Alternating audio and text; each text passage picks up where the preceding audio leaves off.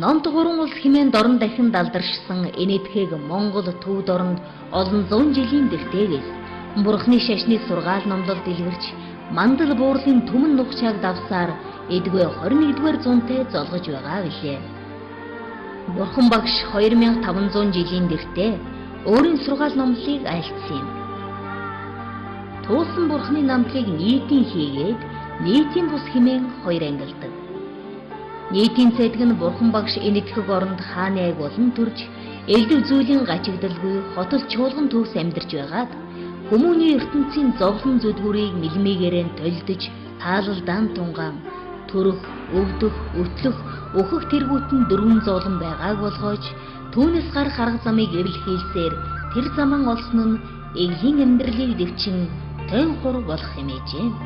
Ингээд 29 нас үдэртэйдэн өргөөгөр хатан алавдан орхин гарч лойрын хэмээх суврагны өмнө гизгэн аван хуврагуулж дээдийн номыг анхааран авч Есвансын 5 хор тэргүүтэнд ялан дийлж сэтгэлээ номхтон ариусаж эрдэн бүхнийг төгс олон гэгэрч Бурхан болсон гайхамшигт цайдагтай бүлгөө.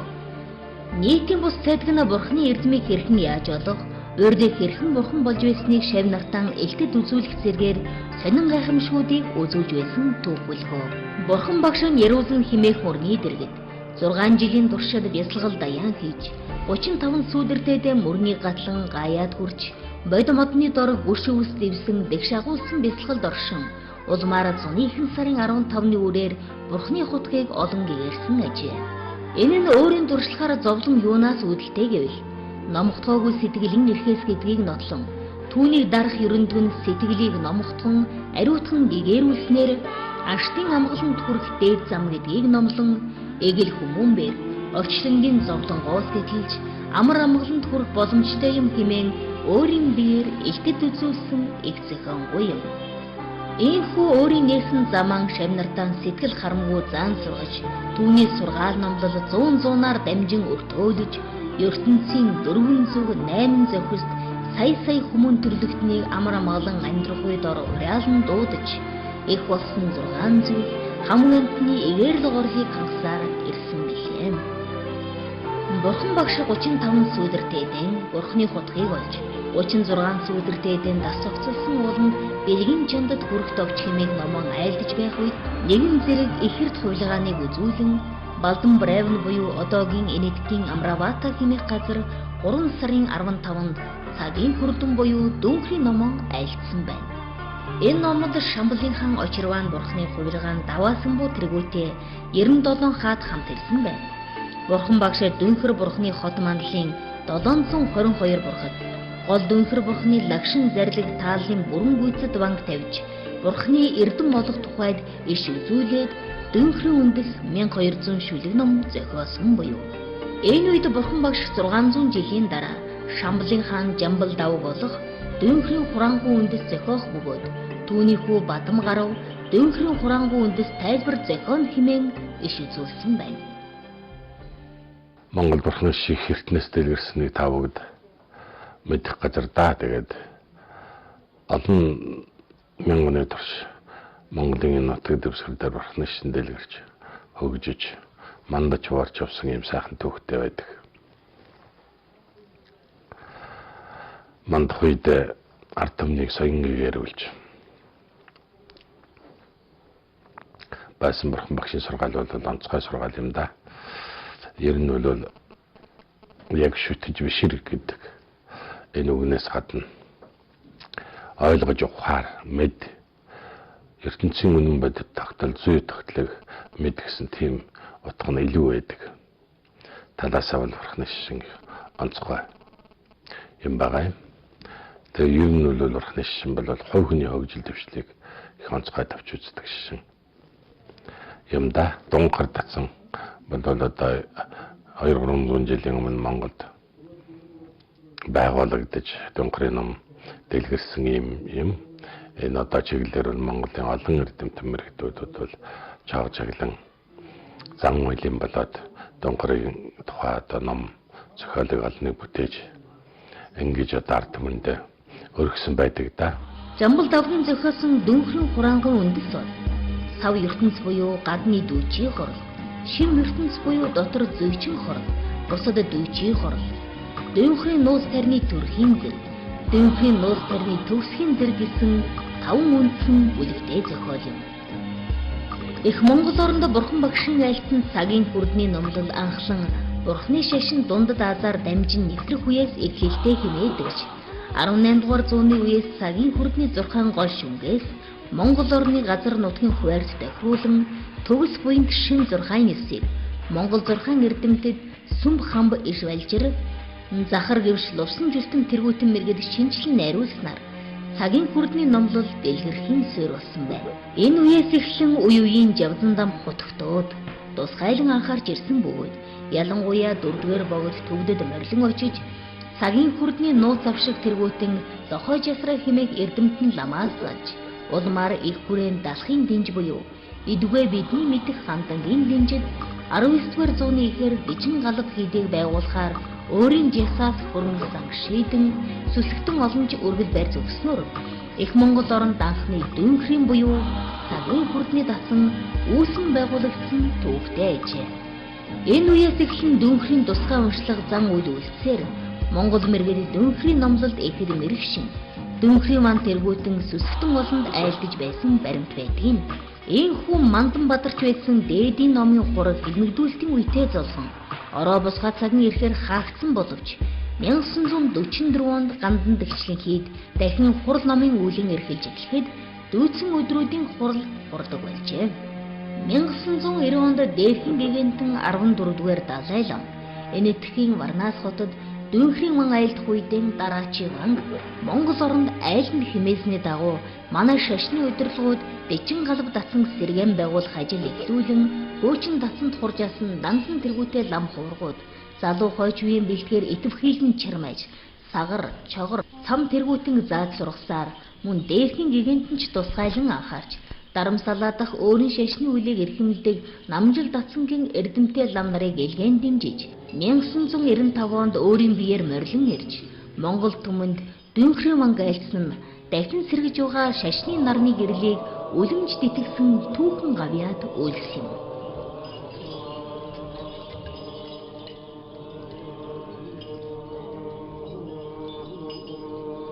Дээрхийн гигантэн 1954 онд төвдийн лагсан дүүнхрийн ман айлтснаас хойш 2006 оны хүртэл 30 удаа айлдж энэхүү дээдийн номыг даян дэлхийн сүсгтэн олонд хүргэсэн билээ.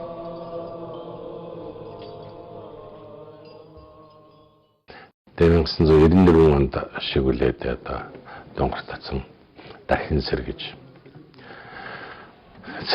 Тэгээд энэ донгор татсан бол ер нь донгорынхаа баан авшгийг аваад тэгээд бүтэн янзг бүтнээр ингэ сэргээе гэсэн юм гандан дэгчлийн хийдийн захиргааны бодлого байсан лам сүсгтэн хуургууд сүсгтнүүдийн эрэл төсөлт байсан. Тэгээд энэ дагуу бол бид энэ донгор татсангийн байшин барилгыг барих хүүхдээ сургах энэ датсан дахин сэргээн байгуулахын тал дээр бол их ажлыг өрнүүлсэн. Энэ нэг хэсэг нь бол данзангаа сэрээтргаа гэх мэт уучин уламжилтын гартацанд орж исэн олон сайхан хөгчүүд манай ганданд байсан та. Тэднүүд одоо энэ уншлагын сэргээх энэ ажлууд ян дангийн зааж өгөх, зан үйлийн зааж өгөх энэ ажлуудыг бүтэн одоо сайхан заасан. Тэрч дагууга тэгээд одоо ван авшиг жүдэ бас залах талаас нь бол ингээд хамгийн дээдл болсон далаа өгшөөсөн одоо залах. Ингээд дүүнхрийн байсгээд энтгэх болоод бусад газруудад далаа өгш айлдаж дүүнхрийн айлддаг байсан. Тэнд одоо ламнараа явуулсан. Тэгээд данзангаа бүр зориудын очиж одоо энтгэх дүүнхрийн бан тавьж байсан. Тэр ордонг очиж үзэж тэрний хэлбэр загварыг аваад тэгээд орчин үед таарсан ном сүнч айлдаж болох ийм өндөр хэмжээтэй тэгээд доошоо ингээд суусан байрамтай ийм хийсэн тэр дэврэн сүсгтэн олон ном хургууд суугаад ингээд ном айлдаж болохоор ийм хэмжээнд зураг кинодод төслийг гаргаж ингэж хийсэн. Монгол орн дүүнхрийн номлолын олон зуун жилийн түүхтэй газар юм. Анх гандан хийдийн данзан лам 3 хүний хамт дарамсалад хүрэлцэн ирж намжил датсангийн дүүнхрийн зан үйлдэлд танилцж байсан бөгөөд энэ үед гандан хийдийн хамб Чойжамс лам Монголд дуунхрын дацан сэргээн байгуулж байгаа багш хэрэгтэй хэмээсний дагуу манай намжил дацангаас 3 лам явах болж миний бие Жамц Дэнзэн лам нарын хамт багшилахаар ирж байлаа.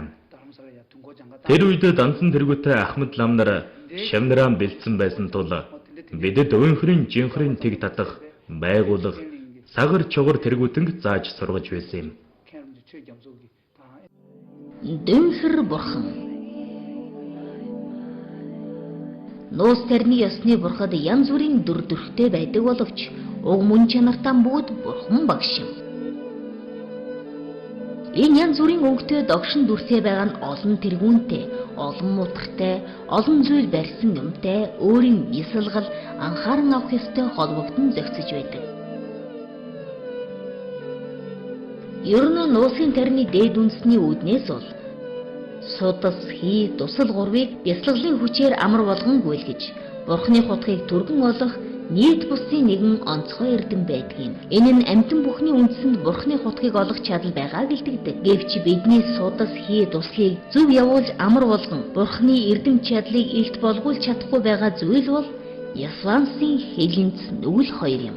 Хүмүүний бие нь хий, судас, дусал гурваас бүтсэн бөгөөд энэ гурвыг бясалгалын хүчээр зөв гүйлгэж чадахгүй байгаа тул эгэл бие уур хилэн, хурцлал, дачаал, мунхгаар инлэн зовж бурхны эрдэм төрөхгүй байгаа юм.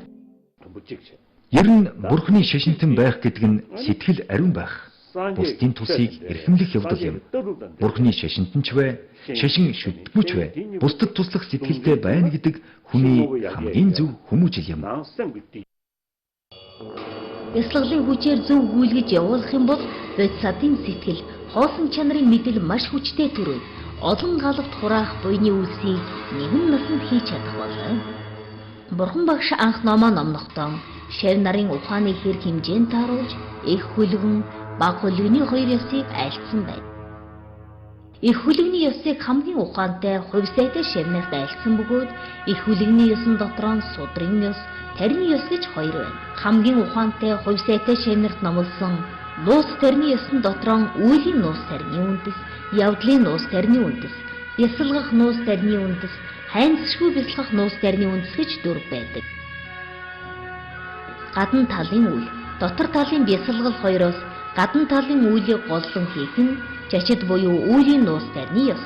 Дотор талын бясалгал хоёрыг адилдаг шийх нь жачид буюу явдлын нуус тарины ёс юм. Гадна талын үйл, дотор талын бясалгал хоёроос дотор талын бясалгалыг голж байгаа нь налжиржид буюу бясалгах нуус тарины ёс бүлгөө. Тэрнээс дэш бясалгал байхгүй учраас налжирлаана медвежүүд буюу хайнцшгүй бясалгалын нуус тарины ёс гэжээ. Хайнцшгүй бясалгалын нуус тарины ёсны дотроо эцгийн үндэс, эхийн үндэс гэж хоёр байна. Бурхны лагшин таалал хоёроос лагшин бүтээх бясалгалыг гол дэлгэр үзүүлсэн нуус тарины ёсыг паджид буюу эцгийн үндэсгийг ба тааллыг бүтээх бясалгалыг гол дэлгэр үзүүлсэн нуус тарины ёсыг маджид буюу эхийн үндэс гэнэ. Дүнхэр бол маджид буюу эхийн үндэсний ёс нь багтана. Тэгээд хавар бол 21 хоногийн их том хурал хүрдэг.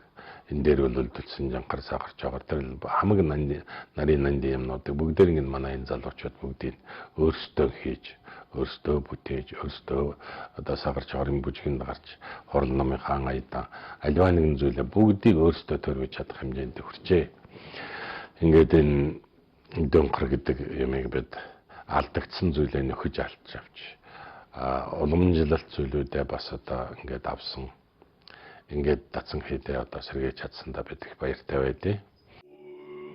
Ер нь хэн ямар ядан бурхантай ойрхон холбоотой байна, түүнийгээ бясалгах нь чухал хэрэгтэй юм. Жигжид сандүй, дэмчиг, дүнхэр тэргүүт нь ядан бурхан юм. Ядан гэдэг бол гол болгож бясалгах бурханыг хэлнэ.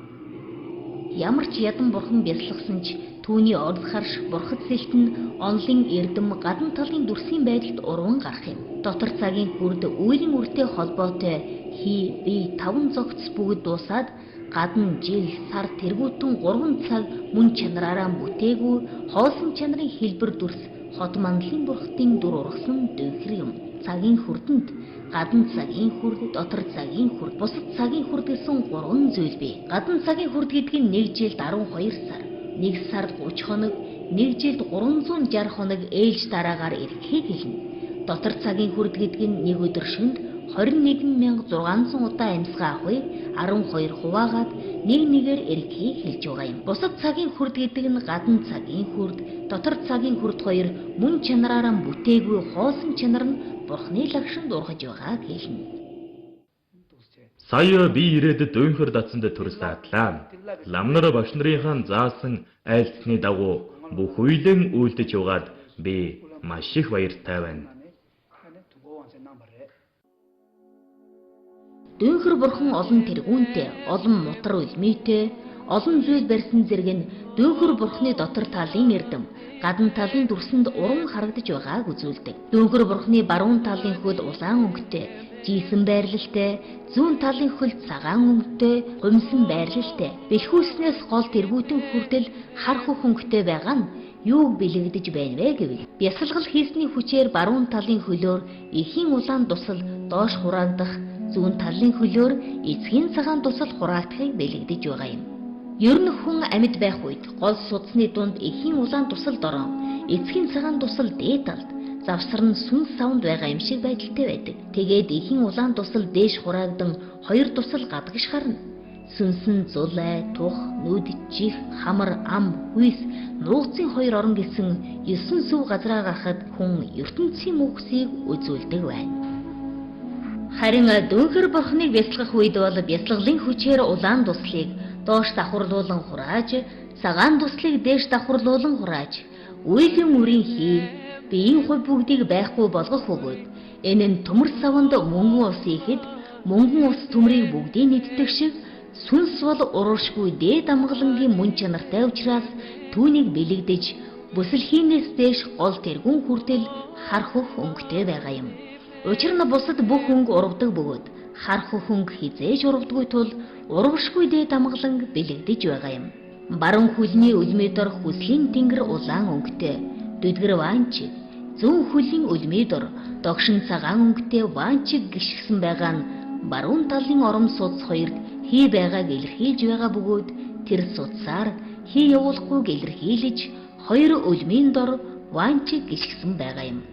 Тэр хоёр хийг юугаар хааж байна вэ гэвэл гол судсанд хий орж тэр хоёр судсыг хааж байгаа юм. Үүнийг бэлэгдэж дүйнхэр Бурханы үлмийд сар, нар, рахул гурвыг бэлэгдэн цагаан улаан хар гурван өнгийн дэвсгэртэй байгаа юм. Ер нь хүн юмыг бүрэн гүйцэд танин мэдэж чадахгүй байгаа нь юунаас болох вэ гэвэл баруун зүүн хоёр талын судсанд Нисванис атгаг мөнхөгтэй холбоотой хий явж гол судсаар хий яваагүйгээс болж байгаа юм. Ийм учраас Бетсадын сэтгэл хоосон чанарыг мэдсэн сэтгэлийг гол бариад баруун зүүн хоёр судасны гмийн хийг дарж чадаад гол судсаар хий явж байвал атгаг Нисванисийн мөнхийг арилгаж чадна. 1995 онд дээрхийн гигантэн Монгол оронд дүйнхрийн ван айлдсан юм аа. Ер нь гадаадад ван айлдахад 18-аас 20 хүн оролцдог бол Улаанбаатарт бид цөөхөл ирсэн юм. Учир нь Данцангон шавнар их сайн бэлтгэгдсэн байсан тул дээрхийн гигантэнч намжил датсангийн хамб унзад нар ихэд талархаж байсан юм аа. Бид уламжлалт төгсчүүдээ Монголынхан уламжлалыг авч үлдэх үзнэс Данцангой сэрээ тургаа тэргүүтээ улсууд дүйнхрийн намыг зааж ингэсний хажуугаар бол бас орчин үеийн байдалтай байсан байн хураад ирсэн хөгжид дэвшиж ирсэн тэр дарамсалагийн гас бол одоо далай багшийн ойрын дасан намжираа дасан гэж байдаг. Тэндээс ховрог лам нарыг залж ирж лам нараар одоо дүйнхрийн зан үйл тэгээд бусад одоо энэ ч бол маш их өргөн элдөө одоо тэр сагаар чоогор гэдэг байна, дөлсөн жанхар гэх мэтчлэнгээр маш их одоо их ажил хийдэг. Тэгэхээр ийм урлагийг одоо дамжуулах одоо уламжилж авсан хоёр хүн л манай гамд тэгшлэн хийдэд намайг анх шавлан орж яхад байсан юм аа. Бусд одоо нэг хоёр хүмүүс байсан, тэд нар нь мөнх усыг үзүүлсэн байсан. Тэрний нэг маань бол одоо манай Данзан багш маань байсан. Ер нь Монголын уламжлалт Бурхны шашны, ялангуяа тарины шашны эцэс мухар нь бол цогт цагийн хүрдэн буюу Кала чакрын уламжлал юм аа. Энэ уламжлалыг Монголд одоо ингэж уламжлуулж, хурал номын дэглэж, сүм дугныг барьж, энэ бүгдийг одоо ингэж залгуулж, бүрэн бүтэн цогцоор нь залгуулж чадсан хүн бол ганц багш маань юм. Нэг Хоёрдугаарт Монголд одоо яг ном ёс оронд цамыг гаргахад одоо дэглэж гаргаж ирсэн одоо анхны өмнө багш маань юм аа. Бүрэн цогц бүх зүйлтэй нь одоо ингэж. Яг нь бүжгийн дэглээ заадаг хүн байсан л да. Цэрэтрагоо төгсөн байсан, хамтраал зааж л байсан. Гэхдээ уншлага, балин, дахил, зан үйл бүх зүйлийг нь бол багш дэглэж ирсэн. За ингээд дүүхрээ хот мандал, элсэн хот мандлыг хүрт багш маань өөрөө удирдаа, тгийн татаад ингээд бүгдийг хийлгэж ирсэн тий. Тэр ялангуяа тэгээд урлах ухааны тал дээр ингэж бас энэ тал юмнуудыг бүрэн төгссөн ингэж өөрийн мэдчих чаддаг юм аа. Уламжлуулж өгсөн хүү юм аа бас тий. Ингээд дүүхрээ хамгийн сүүлчийн хуралдаа багш маань хурж ирсэн их хурал хурж яхад бол намаа дуудаад за бүр бата. Чи ер нь одоо ер нь хэлсэн ярьсан юмнууд ингээд тэмдэглэж аваад их нарийн ингээд бүгд минь хүү ингэж яах юм. Одоо багш нь энэс өөр том хурал хурж чадахгүй бах уу. Чи ер нь одоо ингээд миний энэ хурлыг намаа дагалдаад бүгдийг нь одоо ингээд асуугаа сураад ингээд минь хөө бүгдийг тэмдэглээд бичээд ав. Юу ямар боломж байна? Намайг одоо өнгөрснөөс хойш та нар асуух хүн гарахгүй байх шүү гэдэг. Тэгээд ер нь төвд уламжлалаас Монголын уламжлал нь юугаараа ялгаатай байна гэдэг талдаа би гололсол доо. Ингээ багшийн хурал би бол бүгдийн видео бичлэг хийгээд за ингээ ярилцлага хийгээд тэгээд өглөө болгон өдөр болгон очиж хурлын уншлаг бүгдийг хэлүүлээд чаглангийн бүгдийг тэмдэглээд фотогоор бүгдийг ингэж аваад бас ингээ би багшийн бүхэл бүтэн хурлын зан үйлийг ингэж бичлэг хийж авсан юм. Одоо ингээ бодож байхад бол ийм сайхан хөгшчүүд бол олон байсан да. Бүгдээрээ л ном эрдмээ залгуулах гээл ингээл залгах ёстой хүнээ хайцгаагаал сурсан мэдсэн зүйлээ бүгдийг дамжуулах гэж хичээж байсан. Үнэхээр номын төлөө, эрдмийн төлөө, шашин соёлынхон төлөө үнэнч үлдсэн энэ их эрдмийг дотроо багтааж эргэн сэргэх үед нь энэ бүгдээ харамгүй зааж ирсэн. Одоо энэ багшийнхаа ачийг одоо бодож явахад бол ер нь олон дахин ингээ бодох тусмал багшийн хэлж ирсэн, үлэрж ирсэн үг болгоно үнэтэй байдаг юм байна. Тэр болгоныг нь тэмдэглэж ингэж бичиж, зурж, хурааж ингэж авсан маань үнэхээр их зулж авшин болжээ гэж одоо баярлж байна даа.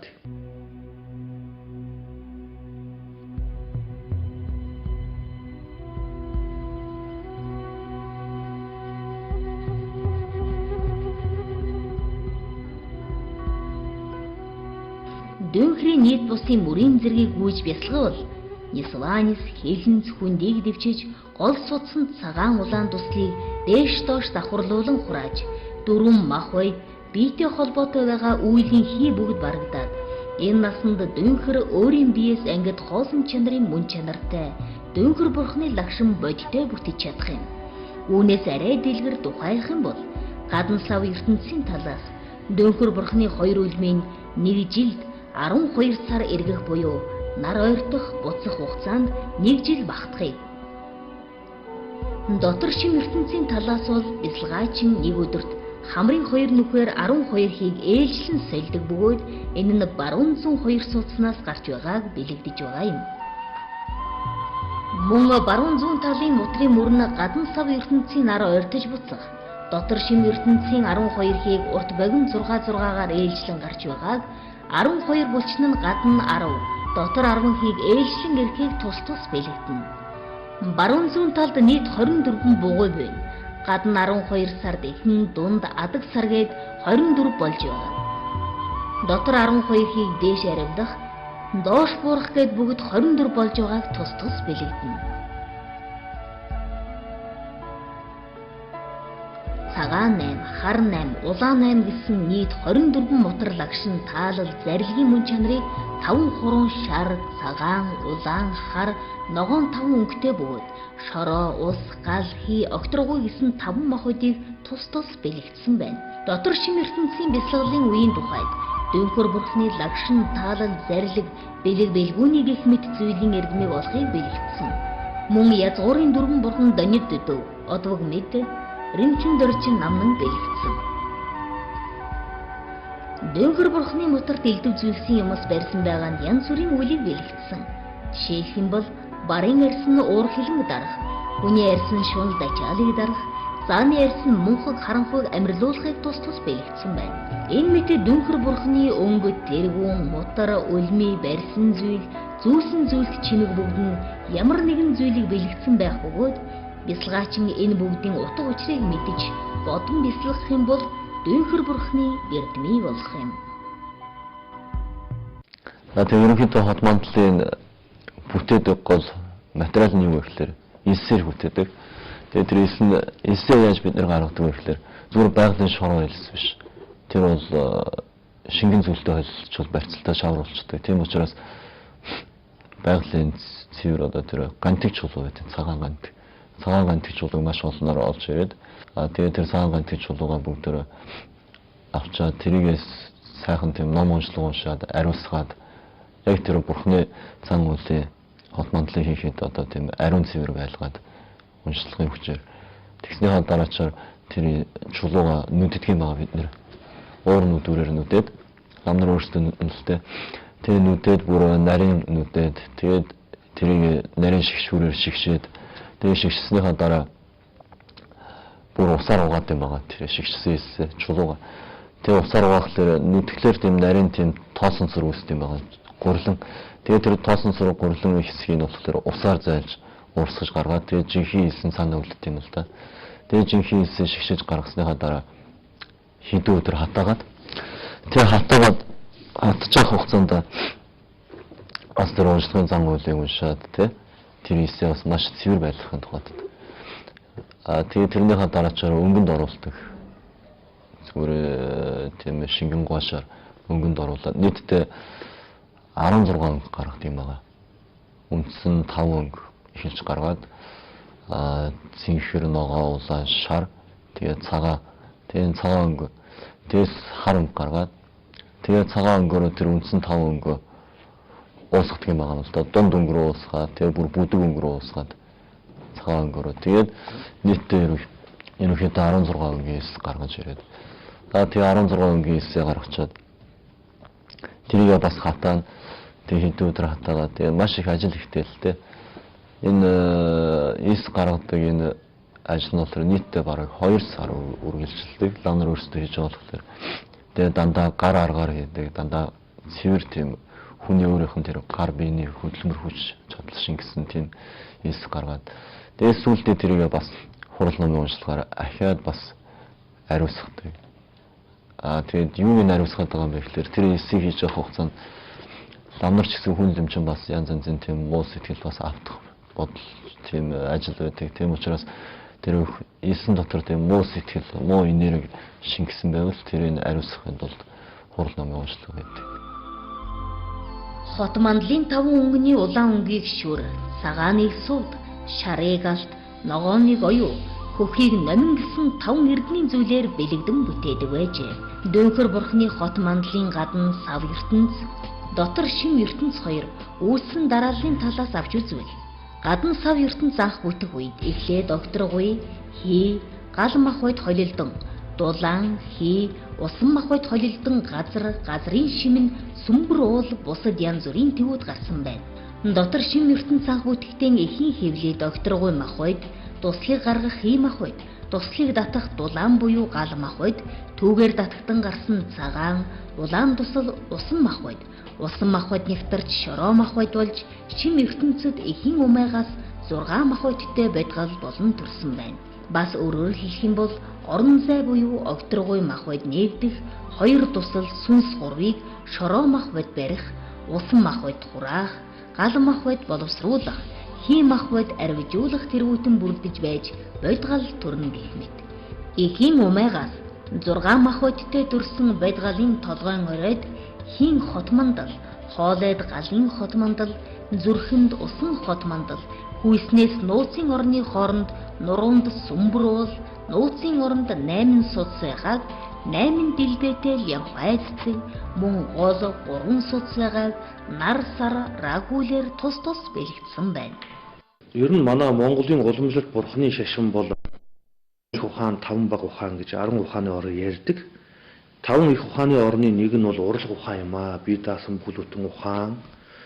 Бүхэл бүтэн бие даасан ухаан гэдэг бол хүнийг сэтгэлийг боловсруулж, шат тараалан зэргэмжлэн гэгээрэл түргэх, ошлонгийн одоо энэ хүлээснээс мултлах ийм одоо анс төгөлдөр гүн ухаан хийгээд арга зам нь бүгд байдаг л да явдал нь. Урал ухаанд бас тийм байдаг. Хүнийг одоо зурх дуртай уралгаар нь дамжуулаад, сэтгэлийг нь боловсруулад, ном эрдэмт шамдуулаад гэгээрэлд хөтлөнө гэдэг ийм одоо урлаг гэдэг бол манай очир хөлөгний одоо Монголын уламжлалт бурхны шашны энэ дандрын урлагаас өөр хаач байхгүй юм ёс юм аа. Мандала гэсэн санскрит үг бөгөөд төвдөр Нямбулин ба шимиг авах гэсэн үг юм. Ер нь Дүнхэр бурхны хот мандлыг хийх үед эхлээд газрын эзнээс хот мандал хийх зөвшөөрөл авах. Хот мандал хийх 5 өнгийн элс болон дүлцэн язгуурын 5 бурхны мөн чанартай бодож бясалгах, бас хот мандал хийх ширээнд тэг дасдаг утсыг ажиллах зэргүүтэн чогоо ном уншина. Үүний дараа хот мандал хийх ширээнд паджид буюу эцгэн ёсны тэг татна.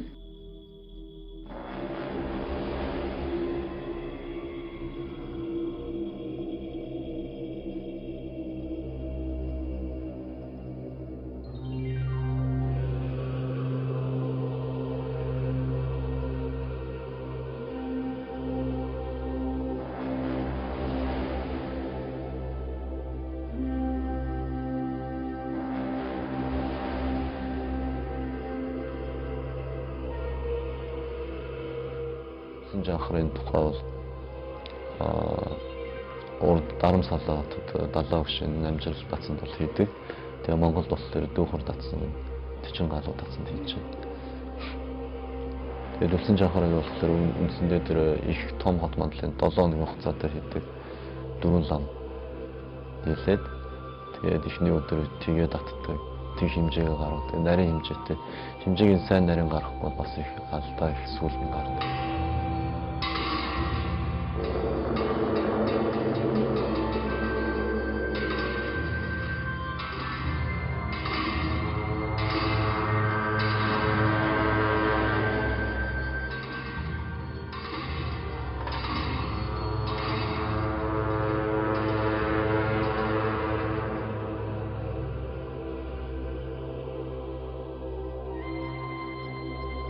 Ерөнхийдөө хот мандлыг зурах, өнгө бүрийн элсээр, янз бүрийн зүйлээр барих, биеийн мөн чанараар, бясалгалаар гэсэн хэд хэдэн янзаар бүтээдэг байна. Бясалгалчин Дүнхэр бурхныг бясалгаад гарсан гол иргэний бэлэгдэл нь Дүнхрийн хот мандал юм. Дүнхрийн хот мандал тааллын тусгай хот мандал, лагшин, зарлиг, таалга гүйцэд бүрдсэн хот мандал гэж хоёр байна.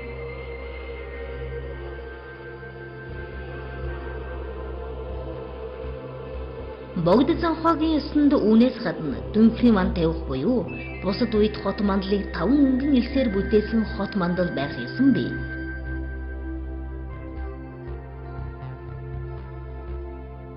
Буян хураахын тухайд Дүнхрийн хот мандлыг эрдэнийн зүйлээр, эрдэнийн зүйлийг өнгөн элстэй холж бүтээх, дан элсээр бүтээх гэж хоёр байдаг байна.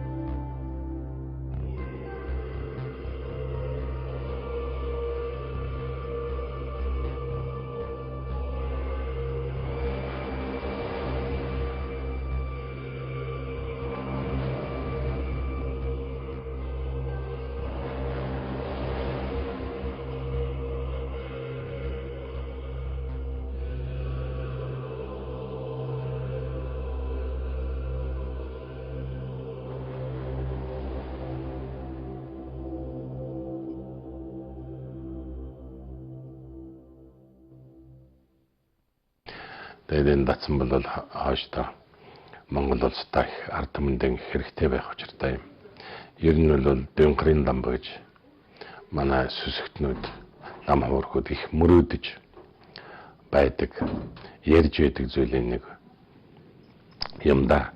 Тэгэхээр Дүнхрийн шишин гэдэг бол гайхамшигтай шишин байх учиртай. Шамбал гэдэгтэй холбогддог. Тийм учиртай. Тэгэхээр хүн төрөлхтний хөгжил дэвшлийг бас бэлэгдсэн шишин.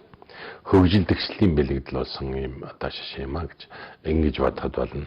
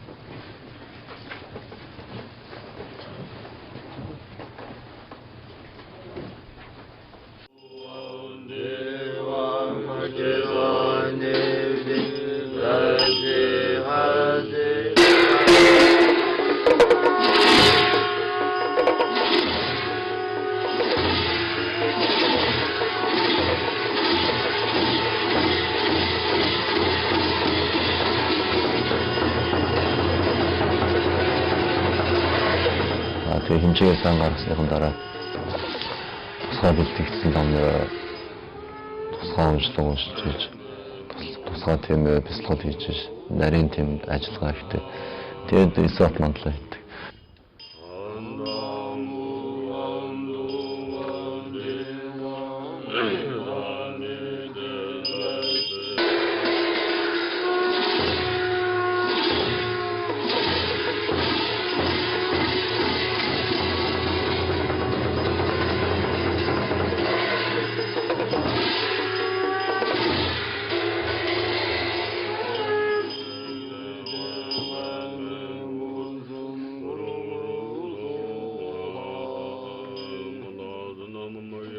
Дөнхөр бурхны хот мандлын хамгийн голд 8 дэлбэтэй ногоон өнгөтэй янхай цэцэг. Түүний голд нар сар рахул байгаа нь ирэн дөнхөр буюу дөнхөр бурхан яв юм 2 дэвшаршиж байгааг бэлэгдэнэ. Баруун зүүн буюу рамжам 2 суц гол буюу суцсанд хурсны хүчээр ургашгүй их амгалан төрж хамаг юмсыг элт мэдсэний ачаар гадна дотор талын сав шин ертөнц бүгд мөн чанараас бүтээгүй хоосон чанар үүлийн хийгээс бүтсэн цогоос буюу дууссан хоосон дүрсээс хот мандал дөнхөр бурхан бүтэн гэдгийг бэлэгдсэн юм. Ингэж бясалгаж чадсанаар хязгаарлагдшгүй хураасан хилэнц нүгэл Нисванс бүгд алга болох юм. Тааллын хот мандал нийтдээ 70 бурхан заларна. Янхай цэцгийн голд дөнхөр яв юм 8 дэлбэн дээр нь 8 юм тэгш пармагийн 4 зүг 4 зохис яв юм бүгд 16 4 хаалганы баруун зүүн талд бодисадва яв юм бүгд 16 завсарт доржма явтай 8 4 хаалганы үдэн догшин дүртэй яв юм 8 тус заларна. Тааллын хот мандал нийтдээ 70 бурхан заларна. Янхай цэцгийн голд дөнхөр яв юм 8 дэлбэн дээр 8 юм. Дэшиг пармагийн 4 зүг 4 зохис яв юм бүгд 16. 4 хаалганы баруун зүүн талд бодисадва яв юм бүгд 16. Завсарт доржма явтай 8. 4 хаалганы үдэн догшин бүртээ яв юм 8 тус заларна.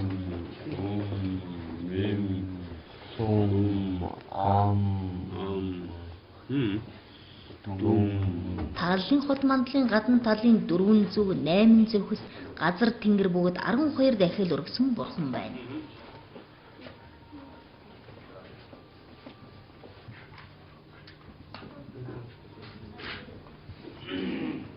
Тэгээд ерөнхийдөө Төвд Монгол уншлагаас хоорондоо уншлах нь адилхан ер нь Аядангийн хувьд бас ондоо газар нутгийнхаа байдлаас болоод Төвдөө Аядан арай ондоо хад Монголын болохоор уртын дуутайгаа хоцолсон, ардын буян дуутайгаа хоцолсон тийм Аядан хүртэл тэр улсынхаа соёл урлагтай их нийцэж явж идэг. Тэгээд Аядангийн хувьд тийм өөр байна. Тэгээ өмсгөл хувцсны хувьд ч гэсэн бас Төвдөөс бас ялгаатай зүйл байгаа. Яагаад гэвэл Монгол гэдэг тийм тусгаар тогтносон орн байгаа учраас Монголын шашин хүртэл яг Монгол улстайгаа нийцэж зогцож явах хэрэгтэй. Тийм учраас өмсгөл хувцсан дээр хүртэл Төвдийнхоос ондоо байдаг. Дэгж аяг нь хүртэл яг л Монгол тэр ахуй ёстойгоо маш нарийн нэгт холбоотой байдаг. Тэгээд тэр нь бүр дээр үеэсээ уламжилж ирсэн тэр ёсыг одоо хүртэл бид нэр баримталж явж байгаа. Тэгээд багш нараас заалгасан тэр эрдэм соёл бүх зүйлийг одоо хүртэл хойж үедээ бид нэр уламжлуулахыг зөв ёс орноор уламжлуулахыг маш их хичээж зүтгэж байгаа.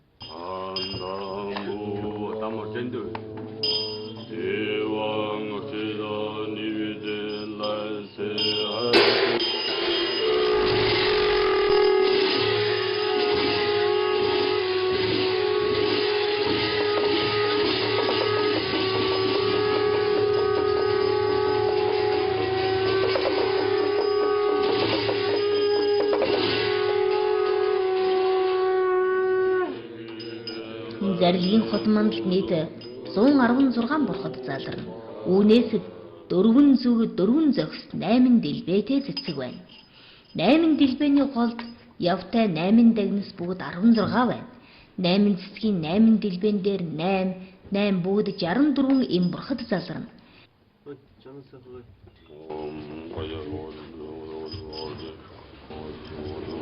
Зарилгийн хот мандлын гадна талд 36 эм бурхад залардаг.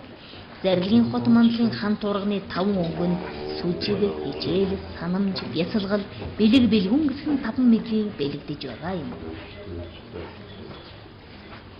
Гомдод жинжон жумон гоимдод намарорим да гармон мамаги зурвада да жамбур чурон намбозу садый маматур аммами дим намдад вишечетигут евиотра синжан уржуарны дожод садый дограде да гомбудин жавода жожода шермотун жавжид годны тэдим мамату жинжон бравозиже Тигара гезогдогжин саунжи гуммо туана самманан таги тигу сосодранан буржура хомбамбозе умаме мэрдэн сарводу ватрона сарводу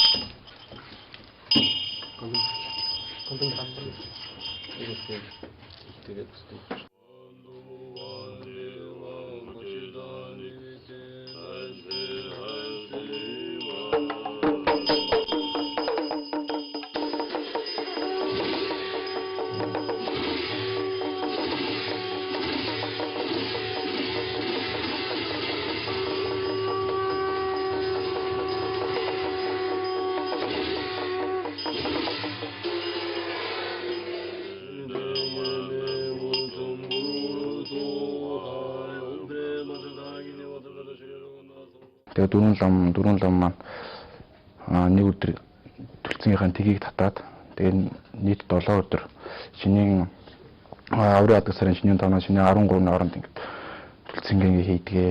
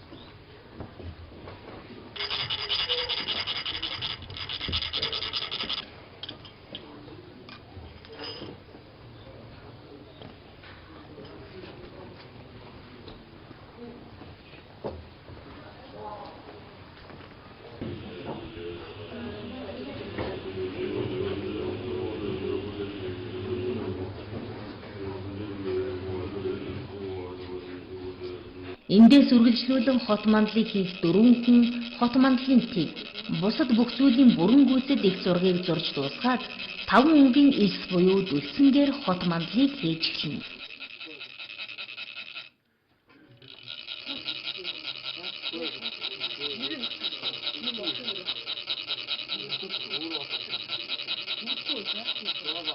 Хот мандлыг хийх 4 хүн 4 талаас нь хийх бөгөөд голын талын хот мандлаас эхлэн гадагш хийж дуусгана.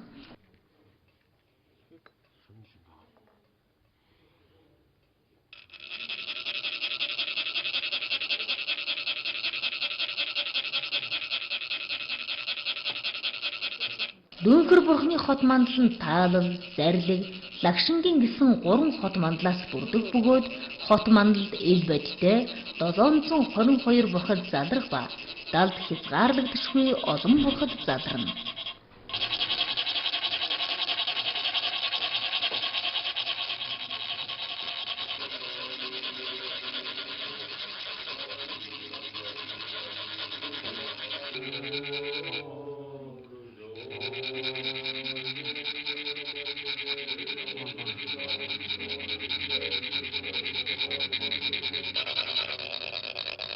Лагшингийн хот мандалд 536 бурхад залрна.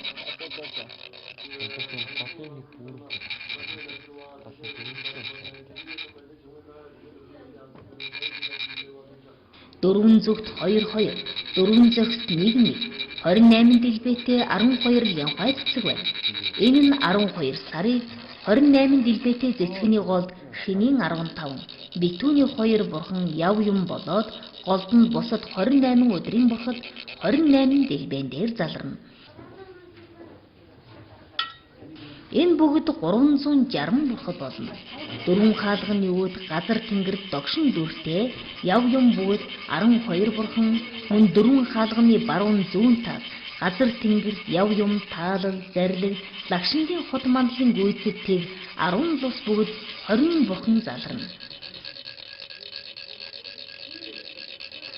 Лагшингийн хот мандлын гадна талд 36 эм бурхан гал энэ хот мандал дээр зэвсгэр хүрийн газар буюу хорлолын 4 зүг, 4 зохиц, тэнгэр газарт нохой нүртэй яв юм бүгд 20 бурхан, хүрийн газрын 4 зүг, 4 зохиц, завсар тэнгэр лус тэргүүтэн 11 буюу нийт 88 бурхад байна.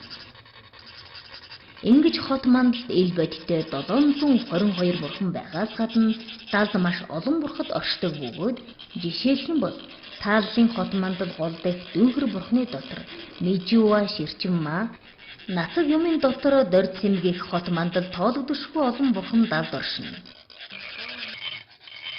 Дүүгэрийн хот мандал нийтдээ 3 давхар байдаг бөгөөд 3 дугаар давхарт нь шат шиг 5 давхар байх бөгөөд түүний голд явхай цэцэг байна.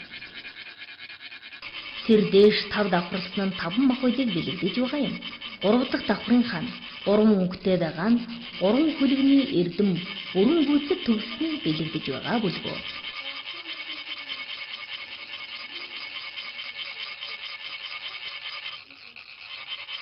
Хот мандлын 4 өнгнөөс хар өнгө нь дүүгэр бурхны таалал, улаан нь зарлиг, цагаан нь лагшин, шар нь бэлэгдэлгүүний таалал, зарлиг, лагшингийн хот мандалд 4 нийт 12 хаалга байгаа нь 12 шүтэн барилгааг ариутгасан тэргүүтэн тус бэлэгджээ.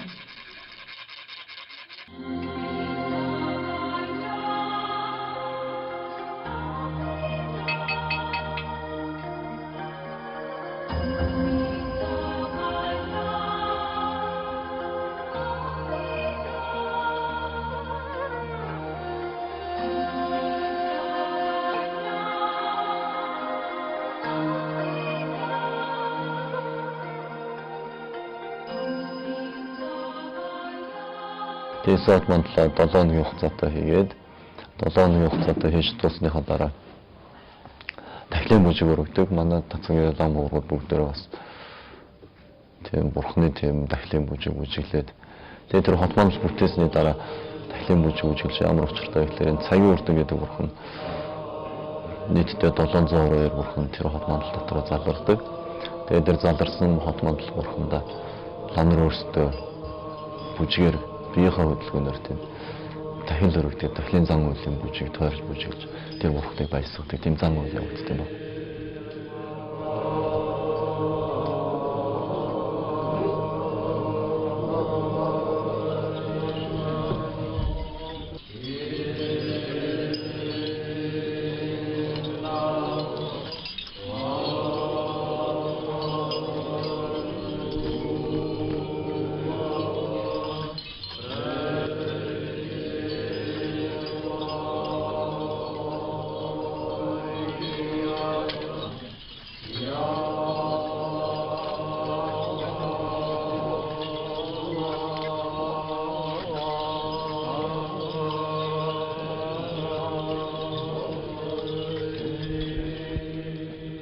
тэгээд тэрний дараачаас болох дээр их дүн хур гэдэг тэр хурсан эхэлж байгаа юм л да. Ерөнхийдөө хурлын үйл ажиллагаа явагдаад тэгээ маш удаан хугацааны сарын хугацаатай хурлын үйл ажиллагаа явагдаад сүүлдээ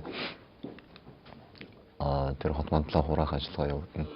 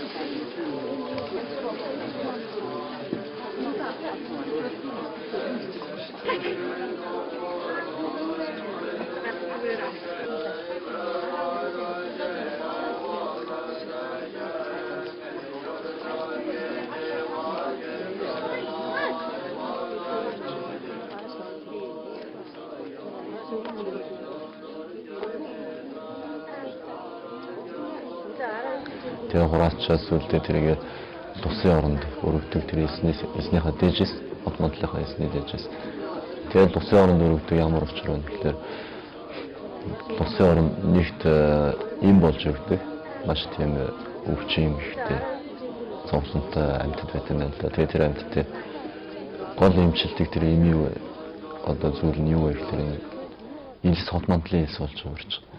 Яг хот мандлын илс хувирч юм гэхээр зүгээр нэг олон үнгийн илс өргөчвөл тэр им болж өгч чадахгүй. Бүхэл бүтэн сарын хугацаанд энэ цагийн явуулалтыг олон зам нар тусгай бясалгал үйлдэж, тусгай зам үйлээр хурлын уушснараа тэр хийсэн тийм номын хүч шингэж байгаа юм л та. Тэгээ номын хүч шингэснээр тусын оронд тэр им болж өгч чаддаг. Тэгээ нөгөө янзаар болохоор нэг ширхэгээс нь ямар даалгавартай болж хувирд юм байна. Тэр хурал номын үйл ажиллагаа явуулсан дараа тэр эсний хүч чадлын өөрөө тийм болж хувирдаг. Тэгээ тусын оронд им болоод зогсохгүй бүр эд баялагт ямар даалгаврын үнэтэй тийм үнэт зүйл болж хувирдаг. Тэгээ тусад баясгаснараа байгуулт дэлхийн өөрөө тийм айхтар сайхан үржил шимтэй болдог. Урмал ногоо модночд маш сайхан цэцгэлтэй. Тусыг баясгаснараа гол ус хүртэл ширэгдгүй улам аривжаад тийм болж хувирд юм байгаа. Энэ эсийг өргөснөөр тэгээ жил болгон тасрахгүй хурдаг учир нь болохоор энэ Монгол орны тийм байгалийн эдийн засгийн гамшигт өртүүлэхгүй тухайд манай бацгийн лам уурууд хичээж бүгдөө хамаг хичээл зүтгэлээ гаргаж энэ хурал номын үйл ажиллагааг яг ном ёс гормоор нь явуулдаг юм байна. Бид хүрээлэн байгаа байгаль орчинтойгоо махбодын маш нарийн уялдаа холбоотой. Орчин үед хүн төрлөختөн шинжлэх ухаан техникийн ололтоор хөгжил дэвшлийн оргилд хүрч байгаа ч байгаль орчинтойгоо зөв бус харьцах харьцаа эхлэнээр бидэнд байгалийн элдв гамшиг олонтоо тохиолдох боллоо. Тиймээс бүх нийтээрээ байгаль хамгаалах үйлсэд нэгдэж хамтран зүтгэх аваас өөрийн төлийгүй бусдын тусын төлөө үйлдэж байгаа нэг их буянтай үйлс юм.